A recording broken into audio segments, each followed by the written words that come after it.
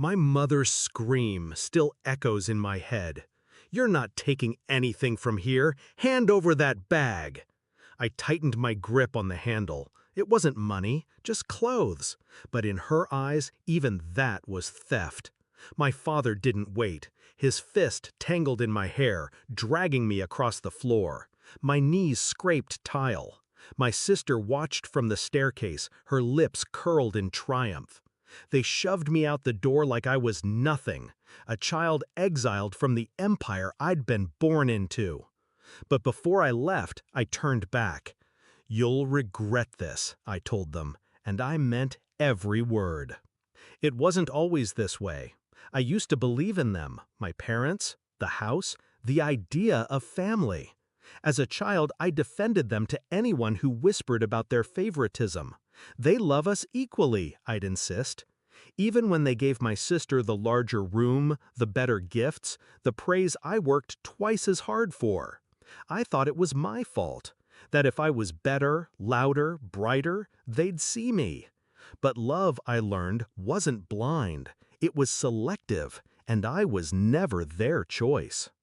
The will was supposed to be my turning point. 10 million left by my grandfather. Finally, recognition that I wasn't invisible. But when the lawyer read the papers, my parents didn't flinch. They signed over my inheritance to my sister without hesitation, calling it what's best for the family. And then they told me to leave, as if blood didn't bind me, as if I hadn't spent years bending myself into shapes they still refused to love. That day, as I packed my bag, I realized the truth. I wasn't family. I was fuel. Something to burn for their golden child. Pain is sharp, but clarity is sharper. I didn't cry when they pushed me out. I didn't beg for scraps. I promised myself one thing. If they saw me as an outsider, then I would play that role to perfection. I studied, I worked, I built connections they didn't know I had. Silent meetings, late nights, contracts signed in rooms they would never enter.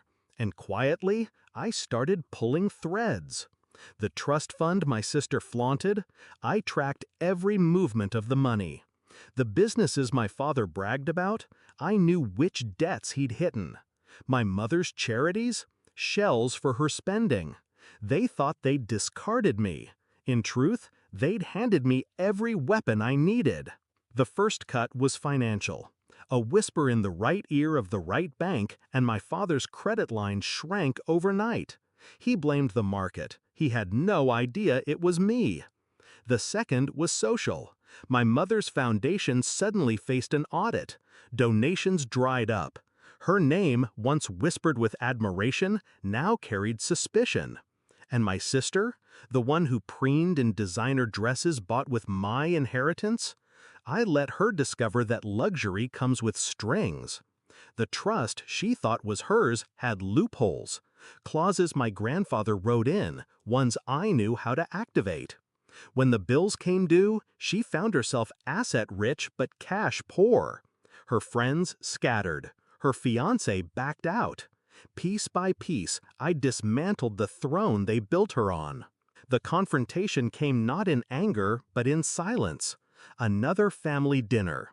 Their table, their house. They invited me back, perhaps thinking I'd forgotten, perhaps thinking they could still control me. I sat across from them, calm, while they circled me like predators losing teeth. My father demanded to know if I'd interfered with his business. My mother hissed that I'd ruined her reputation. My sister spat accusations, calling me a leech, a vulture. I listened. I let them claw. And then I spoke. "You remember the night you dragged me out of this house?" I asked softly. They froze. "You told me I had nothing, that I was nothing." I leaned forward. "But here's the truth. You built your kingdom on sand, and I was the tide." I placed a folder on the table, proof of debts, proof of frozen accounts, proof that their empire had already collapsed. My father's hands shook as he flipped the pages. My mother's face drained of color. My sister's voice caught in her throat. This was the regret I promised them, delivered with precision. I left before dessert, walked out the same door they once threw me through, but this time my steps were steady. Behind me, their world crumbled. The wealth they stole, the power they flaunted, the favoritism they weaponized, it was all dust now.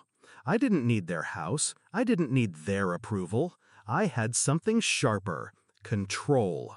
And as I looked back one last time, I smiled. They thought throwing me out would erase me. They never realized it would set me free. What happened next wasn't rage, it was justice. And justice, when served cold, tastes sweeter than any inheritance.